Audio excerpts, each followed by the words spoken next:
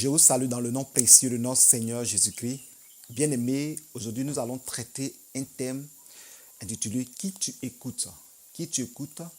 Et dans ce message, je veux parler des conducteurs et ceux qui sont auprès des conducteurs. Je veux parler des serviteurs de Dieu et ceux que les serviteurs de Dieu conduisent. Ceux qui sont sous la couverture, ceux qui sont auprès des serviteurs de Dieu, auprès des bergers. Je veux parler de ce thème parce que beaucoup de personnes ne considèrent pas leurs conducteurs, n'ont aucun respect. Aujourd'hui, dans ce siècle présent, les gens sont devenus méchants. Les gens sont devenus rebelles. Comme la parole de Dieu déclare que rebelles à leurs parents, ingrats. Et toutes ces choses-là, ce sont des choses que Paul a prophétisées. Paul a déclaré ces choses et nous sommes dans ce temps. Donc aujourd'hui, le thème qui tu écoutes, c'est un message pour tous ceux qui sont auprès des serviteurs de Dieu. En général, les chrétiens. Parce que avec tout ce qui se passe, les gens n'ont pas de considération pour les serviteurs de Dieu. Et un jour, quelqu'un m'a écrit dans un commentaire en disant que oui, c'est vrai que je parle des hommes de Dieu et des gens, des fidèles, je parle beaucoup d'eux, mais les hommes de Dieu aussi ont leurs défauts, ce qu'ils font aussi aux fidèles, ce n'est pas bon. Bien-aimés, vous savez ce que vous devez comprendre. Un homme de Dieu, c'est Dieu qui va le juger. C'est Dieu qui va, en tout cas, lui dire, bon et fidèle serviteur, rentre dans ma demeure, ou serviteur d'iniquité, ça va dépendre du travail qu'il va faire sur la terre. Ce n'est pas à vous, les fidèles, qui doivent les juger. Vous pouvez voir la faiblesse d'un homme de Dieu. Tout ce que vous pouvez faire, c'est de prier pour eux. Paul pouvait dire, priez pour vos conducteurs, priez pour les saints. Il dit même que priez pour moi lorsque j'ouvre ma bouche, l'évangile soit prêché librement. C'est Paul qui dit ça. Vous comprenez? Mais aujourd'hui, nous voyons beaucoup les serviteurs de Dieu qui sont critiqués sur les réseaux sociaux. On dit de n'importe quoi sur leur vie. Mais ce que vous devez savoir, tous ne sont pas des serviteurs de Dieu. Tous ne sont pas des hommes de Dieu. Parce qu'il y a d'autres qui ont porté le manteau de serviteur de Dieu. Il y a d'autres qui ont porté le manteau de serviteur de Dieu, mais en réalité, ce sont les serviteurs du diable. Donc, ils ont une mission bien précise. Ils ont une mission bien précise, c'est-à-dire montrer aux yeux du monde qu'ils sont des serviteurs de Dieu, afin de jeter le discrédit sur les véritables serviteurs de Dieu, afin de dire aux véritables qu'ils sont tous des faux. Donc, vous devez savoir que dans le rang de serviteurs de Dieu, tous ne sont pas des serviteurs de Dieu. Il y a les serviteurs du diable, ceux même qui ne sont pas des serviteurs du diable, mais ils sont autoproclamés serviteurs de Dieu. Donc ces personnes qui sont dans nos rangs, tous ne sont pas des véritables serviteurs de Dieu. Il y a des agents du diable, il y a ceux qui autoproclament serviteurs de Dieu, ceux aussi qui sont appelés, mais qui ne sont pas patients, qui sont rentrés dans les faux trucs. Et tout ça là qui forme le corps pastoral. Donc automatiquement, nous ne devons pas juger tous les serviteurs de Dieu au même titre. Parce que le véritable serviteur de Dieu sait ce qu'il cherche, sait ce qu'il fait et comment il a le fardeau de conduire les âmes à la vie éternelle. C'est ça que vous devez comprendre. Donc, bien-aimés en Christ, le message que je suis en train de vous dire, nous devons prendre ça au sérieux. Parce qu'il ne faut pas te mettre à dire, aller même insulter les hommes de Dieu sur les réseaux sociaux parce que tel homme de Dieu a pris la magie, tel homme de Dieu insulte les gens, tel homme de Dieu est ceci. Et vous aussi, vous vous mettez à les insulter, vous vous mettez à dire n'importe quoi et à mettre tous les hommes de Dieu comme des faux serviteurs de Dieu. Ce n'est pas aujourd'hui. Même Jésus a dit, il y aura des loups au milieu des brebis. Vous comprenez, Jésus a prophétisé. Et Paul a dit qu'il y aura des faux docteurs, des faux enseignants. Jésus a dit qu'il y aura beaucoup de faux prophètes. Donc, cela ne veut pas dire que s'il y a beaucoup de faux prophètes, tous les prophètes sont des faux. Il faut savoir reconnaître les serviteurs de Dieu. La Bible déclare qu'on reconnaît l'arbre par ses fruits. Vous comprenez? Donc, c'est ce que vous devez faire. Mais il ne faut pas te mettre à insulter un homme de Dieu sur les réseaux sociaux. Il ne faut pas te mettre à dire n'importe quoi. Et moi, je pense que j'ai déjà donné ce message et j'ai touché ce côté. Je pense que si vous voulez juger les hommes de Dieu se jugent entre eux. Là, il n'y a pas de problème, c'est son collègue. Les deux peuvent se parler, les deux peuvent se dire des choses. Mais aussi il ne doit pas même exagérer pour aller exposer l'autre. Il a fait ça, il a fait ça. Parce que moi, je pense que si un homme de Dieu a fait quelque chose qui n'est pas bien, la première réaction, c'est d'aller vers cet homme de Dieu, d'aller lui dire, homme de Dieu, ce que tu as fait, tel message que tu as prêché quand j'entends, je vois que ce message-là n'est pas de Dieu. Et avec le temps, parce que ça dépend de la manière dont tu vas l'aborder. Bon, certains serviteurs de Dieu ont eu des cas comme ça, mais d'autres disent que pour les aborder, pour les avoir, c'est impossible. Donc, d'autres ont répondu directement sur les réseaux sociaux. Moi, je pense que pour répondre directement sur les réseaux sociaux, on doit user de sagesse. Et on ne doit pas attaquer subitement pour dire que tu as dit, tu es un faux, tu es un antichrist, tu es fils du diable. Voilà, non. Vous savez, je vais vous dire une chose. Il n'y a pas un homme de Dieu sur cette terre qui n'a jamais prêché un faux serment. Ça dit qu'il ne s'est jamais trompé. Ça dit, dans nos prédications, vous voyez les hommes de Dieu que vous voyez, quelque part dans nos ministères, nous avons donné parfois des messages qui ne sont pas vrais. C'est-à-dire, nous, on s'est trompé parfois. Mais après le temps, tu te rends compte que ce que tu as dit, tu n'as pas trop argumenté ou même ce n'était pas bien expliqué. On peut se tromper. On peut se tromper même de nom de ville. Au lieu de dire Jérusalem, tu vas dire Galilée. Ou bien tu vas dire Bethléem. Et tu peux dire que Jésus est né à Jérusalem. Alors que tu voulais dire que Jésus est né à Bethléem. Et cela ne veut pas dire que tu es un faux serviteur de Dieu. Tu t'es trompé. Tu peux te tromper en prêchant souvent, mais tu ne te rends pas compte. C'est les fidèles qui vont te dire, non, tu as dit ça, tu dis quoi? C'est ce que j'ai dit. Et puis tu reviens sur ce que tu as dit, tu dis non, tu reprends. Donc ça peut arriver. Les erreurs de prédication, ça arrive. Mais ce qui est dangereux, c'est la doctrine. Si la doctrine est hors de la doctrine de la parole de Dieu, la doctrine que Christ nous a laissée, ce qui est dangereux. Donc, bien aimé, le thème que nous allons voir est intitulé « Qui tu écoutes ». Donc, j'ai planté le décor, j'ai parlé de l'introduction pour que vous puissiez comprendre pourquoi je suis en train de prêcher ce message. Je ne suis pas contre les fidèles, je ne suis pas contre les âmes du Seigneur, mais je veux tirer l'attention des âmes du Seigneur, des brebis du Seigneur, de comprendre que les conducteurs que Dieu a choisis, on doit avoir de la considération pour eux. Et quand vous lisez la parole de Dieu, vous allez constater que lorsque Saül qui voulait à tout prix tuer David, David a eu plusieurs fois des occasions de le tuer, mais David ne l'a pas tué. Il a même coupé un morceau de son vêtement pour lui présenter le matin, pour dire, voilà, j'avais la possibilité de te tuer, mais je ne t'ai pas tué. Tu comprends? Et Saül était tellement étonné parce que lui, il poursuivait David. Il cherchait cette occasion même pour tuer David.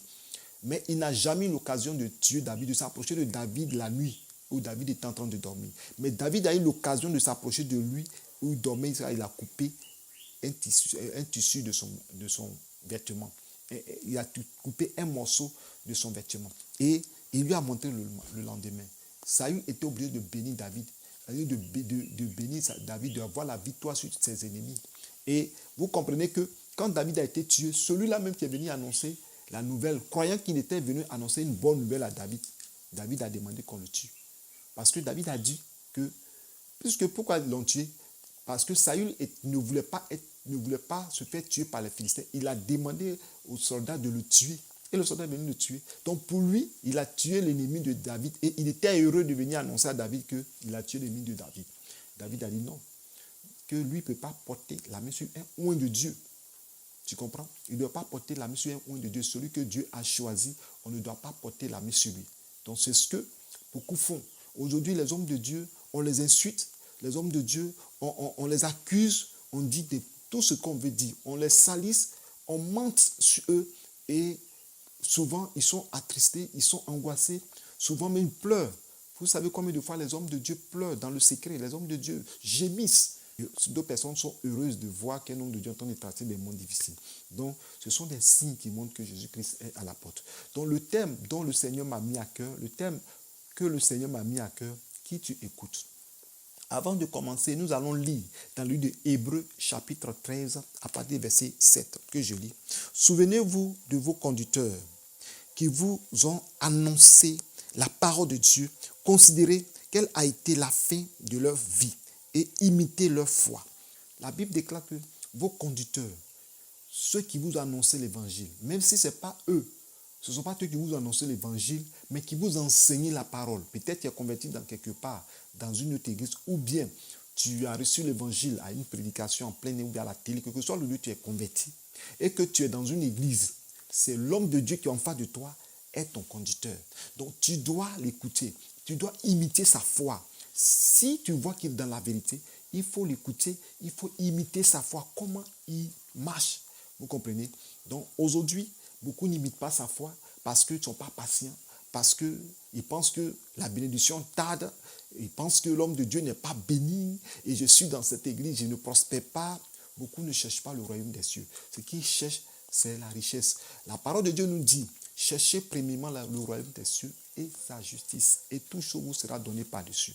Tu es là, l'homme de Dieu te prêche le salut, te prêche la vie éternelle, te prêche l'enlèvement, il te prêche sur le péché, la sanctification, il t'emmène à marcher sur la bonne voie. Et du coup, tu trouves qu'il prêche trop sur le péché, il prêche sur le retour de Jésus, cela t'a depuis qu'ils ont dit, c'est quand Jésus va venir. Toi, tu t'as senti sur la bénédiction. Toi, tu t'as senti sur la richesse de la terre. Bien-aimé en Christ, je te dis une chose, il faut écouter la parole de Dieu. Ce n'est pas pour cette raison que, en allant, tu vas dire n'importe quoi sur sa vie. Et nous lisons encore ce passage où, dans le livre des Hébreux, Hébreux chapitre 13, même chapitre 13, verset 17, obéissez à vos conducteurs et ayez pour eux de la déférence, car ils veillent sur vos âmes dont ils devront rendre compte. Qu'ils soient ainsi, afin qu'ils le fassent avec joie et non en gémissant, ce qui ne serait d'aucun avantage.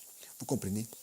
Vous voyez, la Bible déclare que d'obéir à vos conducteurs, à ton pasteur, au berger, à celui qui t'enseigne la parole de Dieu.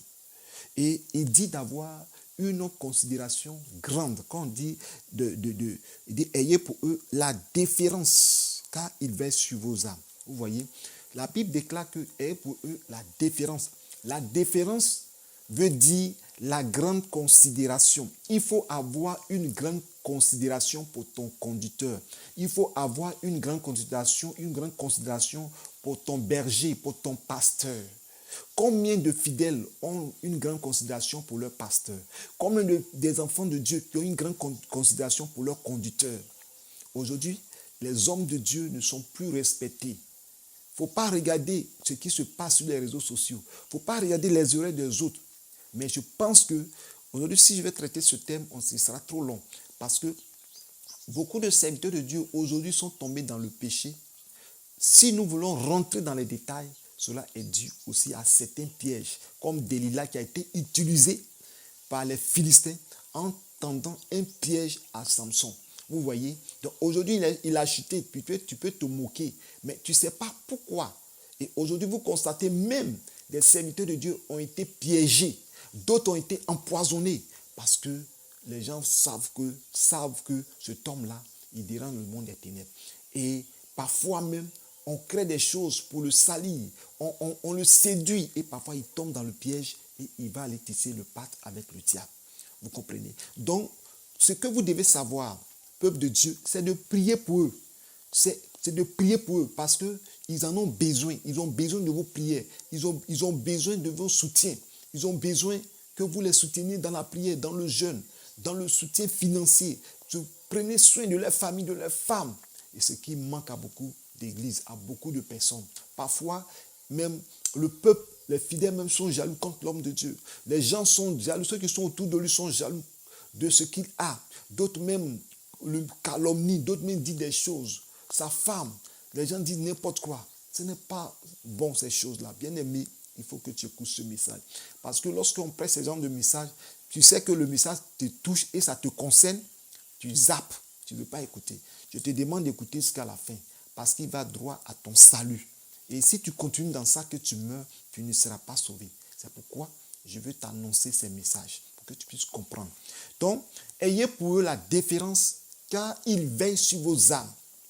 Donc, si tu ne sais pas, ce n'est pas un ange qui est ton gardien, qui veille sur ton âme.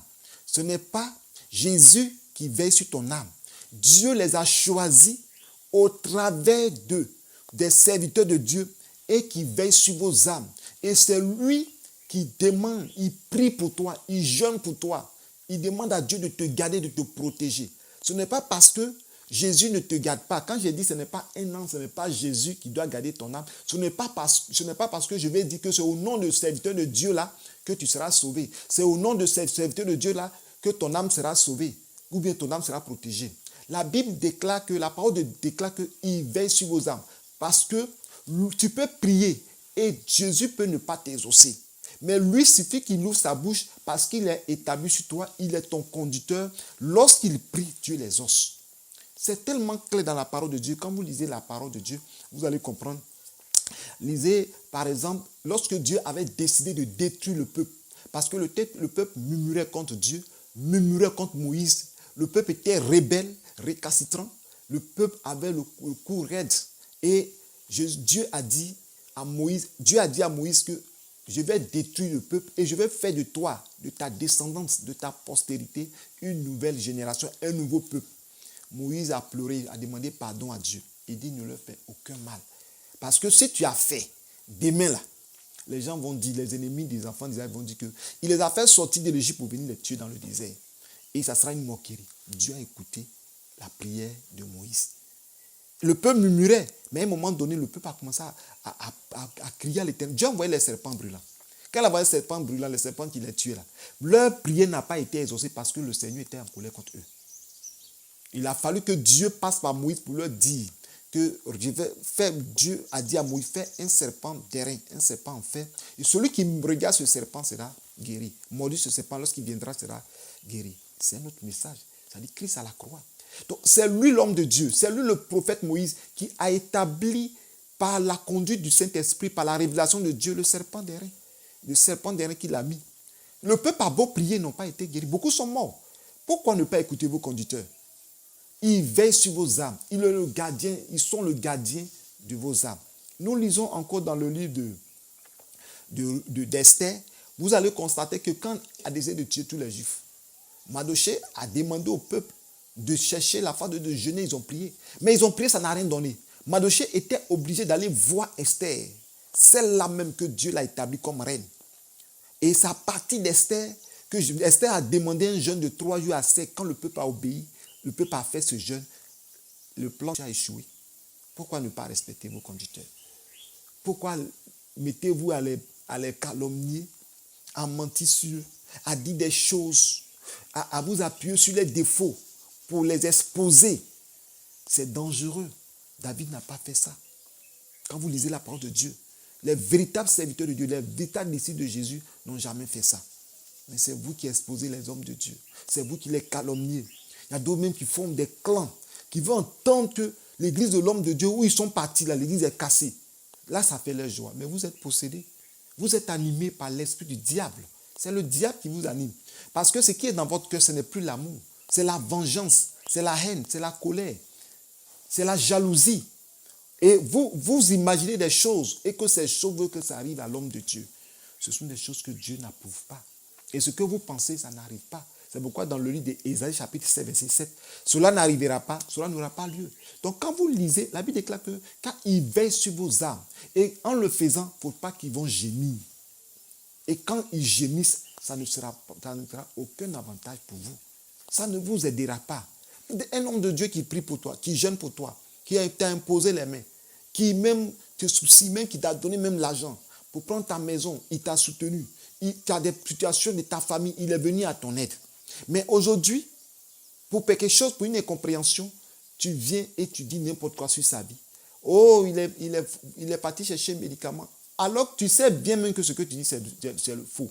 Parce que tu veux amener tout le monde à croire, à l'abandonner. Mais tant qu'il existe les hommes sur la terre, l'église de Dieu existera toujours. L'église, ce n'est pas le bâtiment. L'église, ce n'est pas les gens qui sont dans l'église, qui sont partis, qui vont dire que l'église est tombée. Même s'il reste 2 fidèles, c'est l'église de Dieu. Si ça reste lui et sa femme, ses enfants, c'est l'église de Dieu. Du moment qu'il vit, il est l'église de Dieu. Donc comprenez bien, parce que nous sommes à la fin des temps. Le diable veut emmener des chrétiens à blasphémer. Le diable veut emmener les chrétiens à aller en enfer. Il cherche plusieurs moyens maintenant. Beaucoup de chrétiens jeunes, beaucoup de chrétiens vivent dans la sanctification. Beaucoup de gens ont la crainte de Dieu. Mais maintenant, ils cherchent une autre stratégie. Comment? À calomnier les hommes de Dieu, à les emmener à blasphémer. La parole de Dieu dit, celui qui blasphème contre le Père sera pardonné. Celui qui blasphème contre le Fils sera pardonné. Jésus sera pardonné. Mais malheur à celui qui blasphème contre le Saint-Esprit. Il est coupable d'un péché éternel. Il est coupable, c'est-à-dire son péché là, personne ne peut effacer. Le sang de Jésus ne peut rien faire. Voici une autre stratégie de Satan pour amener les âmes en enfer.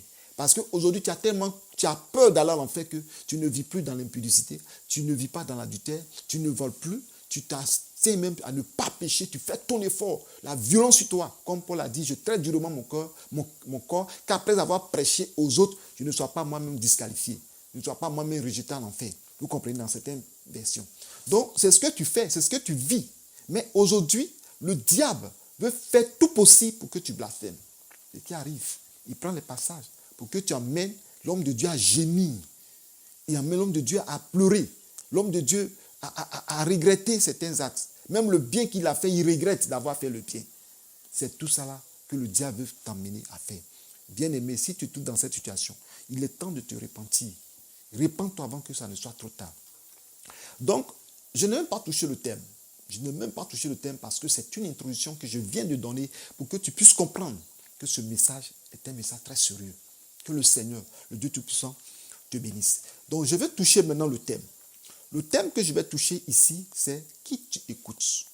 Je prends le cas de Noé. Quand nous lisons la parole de Dieu, dans le même Hébreu, chapitre 11, je vais lire le verset 7. Chapitre 11, verset 7 que je lis. C'est par la foi que Noé, divinement averti des choses qu'on ne voyait pas encore et saisi d'une crainte respectueuse, construisit une hache pour sauver sa famille. C'est par elle qu'il condamna le monde et devint héritier de la justice qui s'obtient par la foi. Vous comprenez? Noé n'a pas vu Dieu descendre comme ça, comme Moïse face à face, pour dire Noé, il faut bâtir l'arche, que je vais détruire le monde. Noé n'a pas entendu la voix de Dieu audiblement. Noé n'a pas vu les anges venir chez lui à la maison pour lui dire que Dieu dit va détruire ce monde parce qu'il y a trop de péché. Bien-aimé, écoute-moi bien. La parole de Dieu dit que Noé a été divinement averti. Divinement averti, ça peut être un songe, ça peut être une vision, ça peut être une parole de connaissance, ça peut être une révélation que le Seigneur lui a montrée. Divinement averti. Et quand il a reçu ça, il a cru. Il a cru sa foi, il a mis sa foi en action. Et il a même prêché, comme Pierre pouvait le dire, prédicateur de la parole, annonçant les choses à venir. Mais les gens n'ont pas écouté. Mais qui tu écoutes? Les gens n'ont pas voulu écouter Noé. Les gens ont voulu marcher sur leur voie. Les gens ont voulu marcher comme ils veulent, bien-aimés. Mais Noé, sa femme, a cru à la parole que son mari lui a donnée. Les 3 enfants de Noé, Sem, Cham, Japheth, les 3 personnes ont cru à la parole de leur père. Les 3 femmes de ces 3 fils ont cru. Et 8 personnes seulement ont été sauvées. Et regardez des milliers de personnes sur cette terre. Des millions, des milliers de personnes sur la terre. Quand souvent, dans certains témoins, on entend que quand la trompette a sonné, dans une église, il y a une seule personne qui a été enlevée, soit dans 2 personnes, ou bien dans une ville, il y a 3 personnes. Les gens pensent que c'est amusement. Ce n'est pas de l'amusement, hein? Parce que on voit beaucoup de chrétiens. Avant, on croyait que tous les pasteurs qui meurent vont partir au ciel. On se dit que ce sont les prédicateurs de l'évangile, les évangélistes, les prophètes. On croyait qu'ils vont aller au ciel. Il a fallu dans ces derniers temps des témoignages qui attestent que plusieurs pasteurs sont en enfer, plusieurs prophètes sont en enfer, plusieurs évangélistes sont en enfer, plusieurs docteurs sont en enfer, plusieurs apôtres sont en enfer, plusieurs diacres sont en enfer, plusieurs anciens sont en enfer, plusieurs chantres sont en enfer, plusieurs chantres sont en enfer. Il a fallu ces derniers temps pour que les gens comprennent que l'enfer est une réalité. Il a fallu ces derniers temps pour que les gens comprennent qu'il ne s'agit pas de prêcher l'évangile pour être sauvés. Il s'agit de marcher sur la voie de Dieu. Vous comprenez? C'est pourquoi beaucoup de personnes avaient été assurant de leur salut. Et il y a des faux docteurs, des faux enseignants qui disent que l'on ne perd pas le salut. Attention, on perd le salut. Parce que la parole de Dieu déclare que le salaire du péché, c'est la mort. Donc, si toi, tu as Jésus et que tu pêches, et que tu vis dans le péché, parce que tu as Jésus, que tu vis dans le péché, tu vas mourir, tu vas partir au ciel. Non, tu vas partir en enfer. Si tu ne te repens pas, la repentance est primordiale. C'est pourquoi souvent, les gens disent que non, on n'a pas besoin de se repentir tout le temps. Lisez les Écritures dans Actes chapitre 17. La Bible parle de cela. Il dit, Dieu t'a tenu compte des temps d'ignorance, à partir du verset 30 à 31. Annonce à tous les hommes, en tout lieu, aujourd'hui en tout lieu, car s'est repenti, car il a choisi un jour, il va viger le monde. Un jour qu'il a vu le temps qu'il a fixé, par l'homme qu'il a choisi et par lui, que nous devons être sauvés. Comme la parole de Dieu déclare dans Actes chapitre 4, verset 12, qu'il n'y a de salut en aucun autre, car il n'y a sous le ciel aucun autre nom qui a été donné parmi les hommes par lequel nous devons sauver. C'est le nom de Jésus. Mais toi, tu vis, tu dis non, on ne perd pas le salut. Ce sont des faux docteurs, des faux enseignements. Si vous appuyez sur ces enseignements, vous allez vous égarer, vous allez vous retrouver en enfer et vous allez regretter pour l'éternité. Bien-aimés, c'est très important ce que je suis en train de vous dire. Écoute celui-là que Dieu a mis devant toi comme ton Noé. Tous ceux qui ont écouté Noé, sa famille, quand le déluge est venu, ont été sauvés. Ils ont été sauvés, ils ont été enlevés, ils sont partis. Ils ont été dans l'âge. Et c'est ce temps-là. Aujourd'hui, qui est ton Noé que tu écoutes? Qui est ce Noé-là qui t'annonce le salut?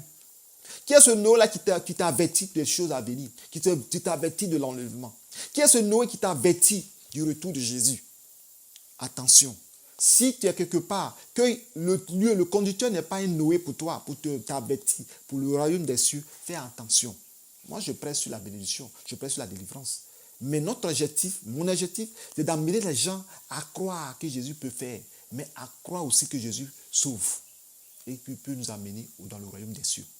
Vous comprenez? Donc, si tu es dans une église et que tu n'écoutes pas ton conducteur, et que tu écoutes les autres personnes, quand ton conducteur t'annonce le message du salut, il t'envoie la bonne voie, et que toi, tu te plains tout le temps que tu n'es pas béni, tu ne vois rien, et que tu cherches les choses de ce monde, bien-aimé, tu risques d'être resté quand la tempête va sonner. Tous ceux qui ont écouté Noé et qui ont cru à la révélation que Dieu a donnée à Noé ont été sauvés, ont été enlevés. Quelle est ta position, mon frère? Quelle est ta position, ma soeur? Quelle est ta position, ma soeur? C'est pour te dire quoi? C'est pour te dire que il faut savoir écouter. Ce n'est pas n'importe qui on écoute. Il y a des frères dans l'église c'est-à-dire, ils détruisent les prédications des hommes de Dieu. Quand l'homme de Dieu a fini de prêcher, il vient dire autre chose. Bien-aimé, c'est parce que vous ne lisez pas la parole de Dieu. Vous n'écoutez pas les témoignages. Il y a des agents du diable dans les églises. Ils savent que le message qui a été prêché, si tu écoutes, tu seras sauvé. Si tu écoutes, c'est ta délivrance.